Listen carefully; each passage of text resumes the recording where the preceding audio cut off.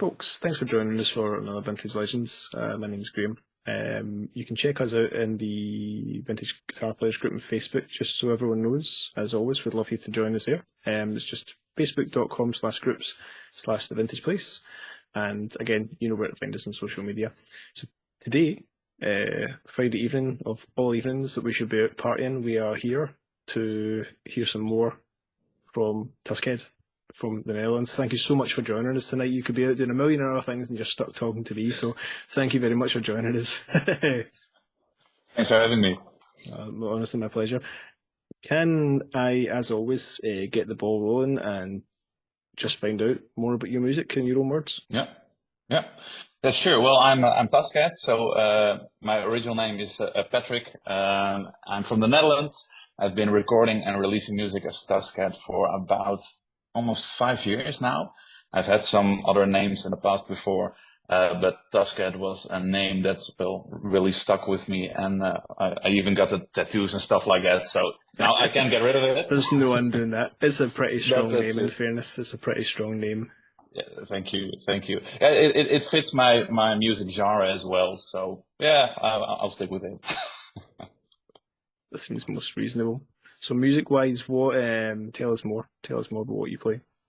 Yeah, well, I started out like years and years ago, creating mostly instrumental music. That's also how I found out about vintage. And later on, I've always been in love with country music and Americana music.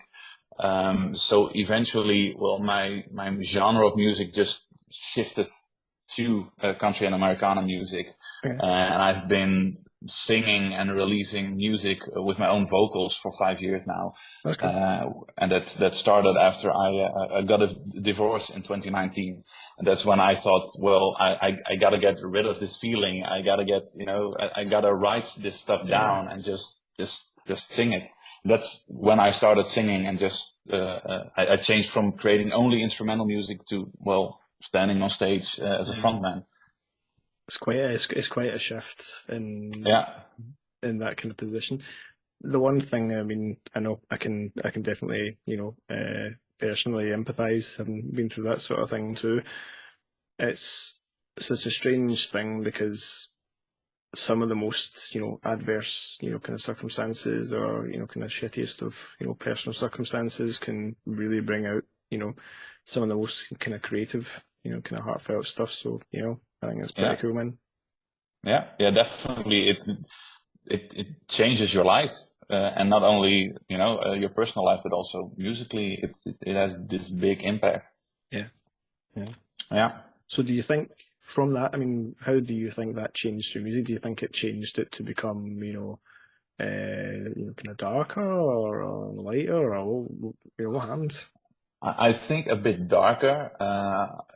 One of the things I usually say is, sad songs make me happy. So that's also why I write the sad songs.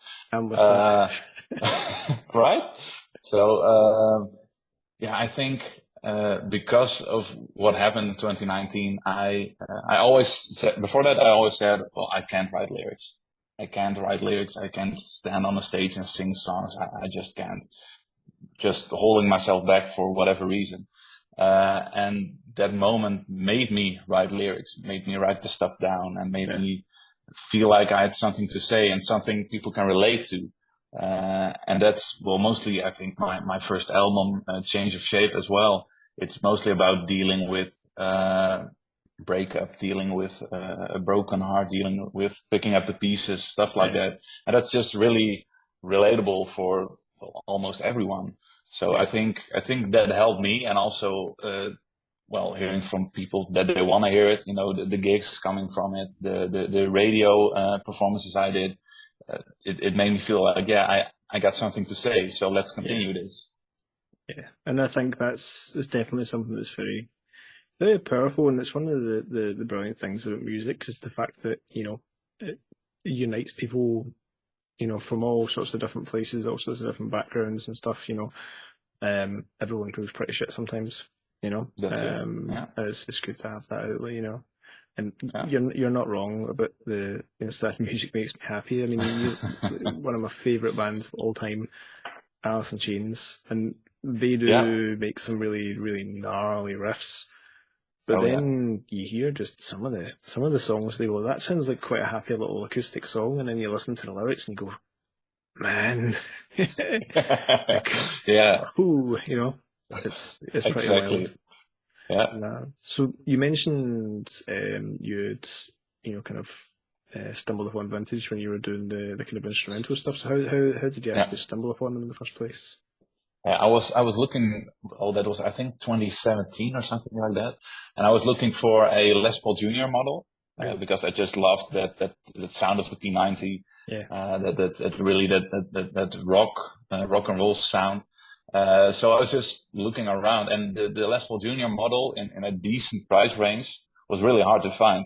And then I stumbled upon the V120, I think it is, in the Gun Hill blue color. Yeah. I just fell in love with it, and I needed to have it. And well, I ordered one, and I got one, and I used it on a lot of recordings before I started the Tuskhead name. Because eventually, I shifted to the country music, Americana music. I sold that one. I also had a Statesboro acoustic one day. I gave that one to a friend of mine, and I eventually really fell in love with the brand itself when they started a collaboration with Joe Do guitars. So when they promoted the Lucky Buck when it just came out, I just needed to have it, and it's one of the electric guitars. Before I got the Gambler, so the newest of the Joe Do series, it was the one I just played on every of my records. So every Tuskhead recording which has electric guitar has that one in it. That's cool. So what attracts you to playing those guitars? Mainly the Lucky Buck also has a P90, which is just that I just love that sound. But it's also the style of it, and I got all my vintage guitars lined up here. So I mean, that cactus shaped sound hole, it's just fantastic. It fits my brand as Tuskhead so well. And you know, when you're standing on the stage with this one, everyone asks questions afterwards, like, where did you get that one? It's a custom shop guitar. Holy shit! Yeah, it's just fantastic. Yeah, that's awesome. It's really, it's just such a fit for everything that you have going on, man. Definitely. Yeah. And what other ones, dare I say, have we got behind you then? Also, I got the Gambler, you know, the newest one of the Joe Do series. I really like that. I love it, but I love just the creativity in these guitars. It's amazing. So I got this one like last year. I traveled through the United States for 3 months. I got this one just before I started my travels. So cool. I got to play it for a week, and then I went off for 3 months, and I came back in December. So it was really weird missing that one. It was really weird. This one I picked up as an occasion at a music store nearby. So this is the vintage Sultan, which got discontinued, I think. Yes. It's also a great one to take to the stage because I mainly play acoustic on stage. When I got a full band, I pick up my Lucky Buck on stage as well. But usually I'm like either playing solo or in a duo or sometimes in a trio.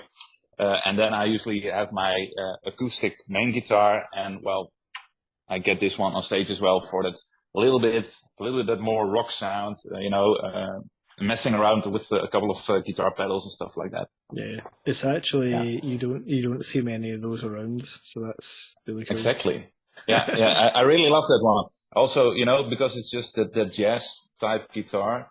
Yeah, you don't see that one that often. I think Vintage is now reissuing a couple of those jazz type guitars. But this one you don't see this one. Yeah, that's why I love it. Yeah.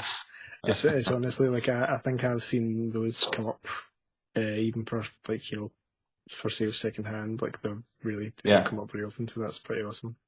Yeah, I really love that one. Yeah. So my main acoustic for like about a year is this one. So this is the V300. Yeah, exactly. When I got in touch with Vintage when I played the Lucky Buck. on a couple of music videos. And I talked to them because they've been sharing my stuff like for over the years since I started Tuskhead. They've been sharing all of my stuff. So I thought, well, let's talk about, collaboration or something. Yeah. So eventually we talked about, well, yeah, do you want to become an endorser? Well, I love that because, it's just a fantastic brand. And they asked like, what do you want? What do you want to see from us? I was like, well, I'd really like to take an acoustic vintage to the stage. I usually play acoustic on stage, but I'd like to have something different, Yeah. And the V300, the basic version doesn't come with any pickups. It's just the acoustic guitar. Yeah. So they asked me like, what pickup do you want in there? So I got the Fishman Rare Earth Blend in there. So it's like that's cool. The pickup with the microphone separately. So it really helps, get that organic sound of the acoustic guitar in there. And that's it. So you can really blend like both sounds in there, which really helps recording demos, but also on stage, it's, or like the radio performance that I do. Usually the pickups are like a little bit boxy, boxy sound, but you still get the warmth. You still get that warm, nice sound. And also I've always been in love with the double pickguards, the old Gibson jumbo guitars, stuff like that. I've always loved them. So I asked them, well, can you put on a double pickguard for me? So of course that was no problem. So it's now, ever since I played this one, of course, people always ask like, what kind of guitar is that? It looks really weird, but well, it's really my style right now. So I really love that, and I just received my newest vintage last week, which is the new Stage Series. I saw the unboxing. Yeah. Also with a custom double pickguard. And this one was mainly because I talked to Tom over at Vintage, and I said, well, I could really use a backup guitar as well, because now the pickup in my V300 has some issues they need to get fixed. I got a couple of gigs coming up, so I really need a backup guitar so I can get that one fixed.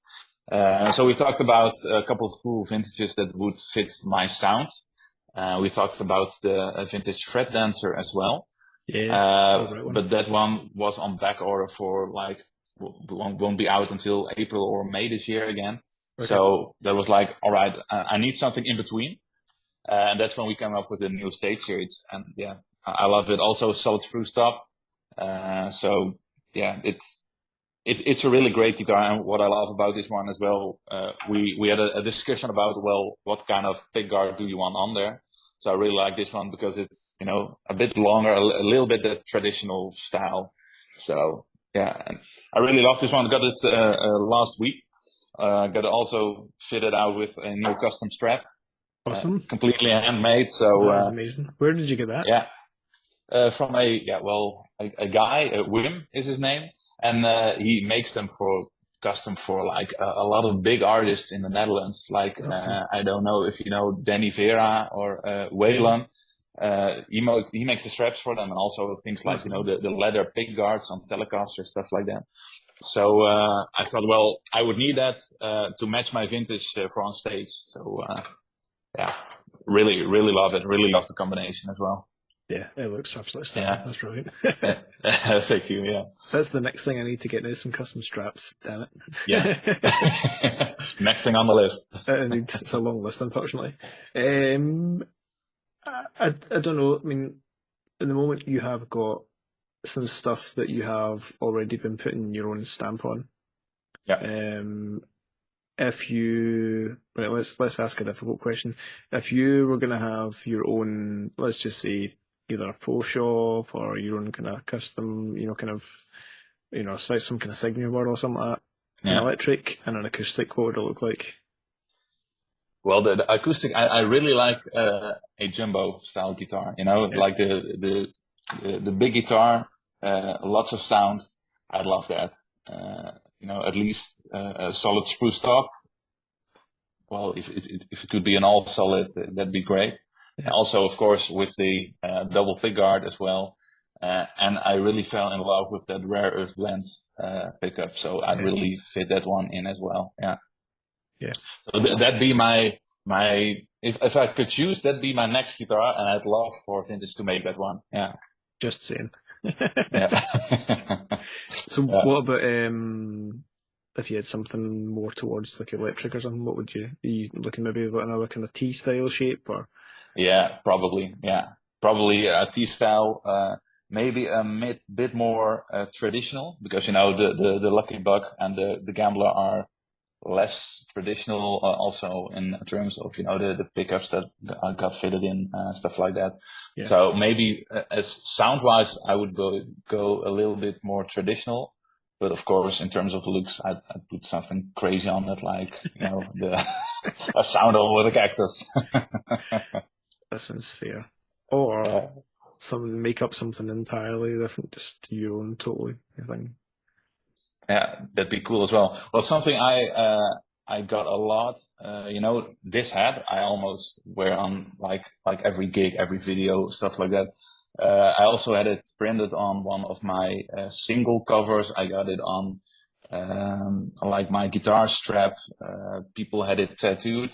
So that's something that'd be really cool. Like have that shape of a sound hole. Yeah, I think I'd really love something like that. I think that would be fitting, man. I think there's definitely something in that. Yeah. I like the crazy stuff. Do you know something? If we're all the same and everyone was born that we're born, so Yeah, that's it. I think, I think as well that pickup is probably going to be one of the next things on my list because I've been hearing good things and I'm curious. So Yeah, we'll see. Well, nice. In terms of music, in terms of things like gigs and recording and that sort of thing, what have you got? What have you got lined up? Well, one of my next releases will be a piano version of the song I released last year, "Breaking the Man," which was a single I wrote mainly about dealing with the mental health issues of getting sick. So I got diagnosed with Crohn's disease last year, which has been quite a struggle. Yeah. But it also, it impacts your relationship with your family, friends, but also the way that you look at yourself. So I wrote that song about that whole period in my life. The original song is more of a rock song. It features the Lucky Buck, stuff like that. But I really love to bring out a piano version, go more back to basic, get that emotion flowing.